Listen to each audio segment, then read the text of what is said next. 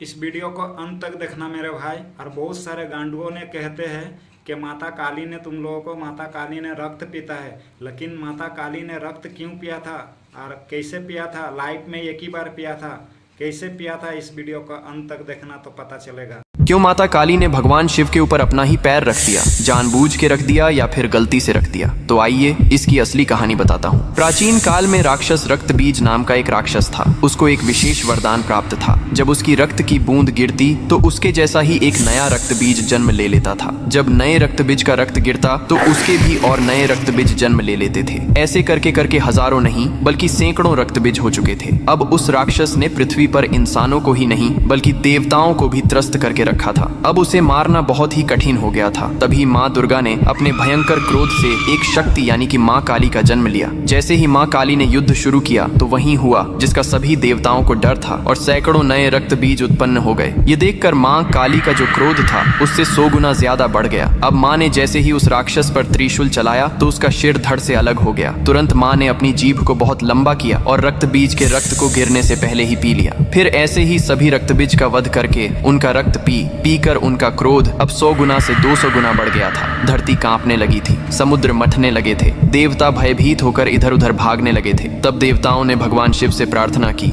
हे महादेव, आप ही माता काली के संताप को शांत कर सकते हैं। शिव ने देवताओं की पुकार सुनी और माँ काली के सामने युद्ध भूमि में पहुंच गए। लेकिन माँ अपने तांडव में इतनी लीन थीं कि उन्होंने शिव को भी नहीं देखा। तभी भगवान शिव ने स्वयं माता के चरणों में लेट गए। जैसे ही माँ काली का पैर अनजाने में शिव के सीने पर पड़ा, तुरंत उनका क्रोध शांत हो गया। उन्होंने नीचे देखा तो अपने प्रिय पति शिव थे। यह देखकर उनकी जीभ शर्मिंदगी से बाहर निकल आई। इसके बाद शिव ने मुस्कुराते हुए कहा, हे माँ, तुम्हारा यह रूप सृष्टि के संतुलन के लिए था, लेकिन यह रूप अब धरती पर बहुत धाम धूम से पूजा जाएगा। यही कारण है कि तस्वीर में और मूर्तियों में माँ काली को शिव जी पर खड़े हुए दिखाया जाता है, जो बहुत ही शुभ माना जाता है।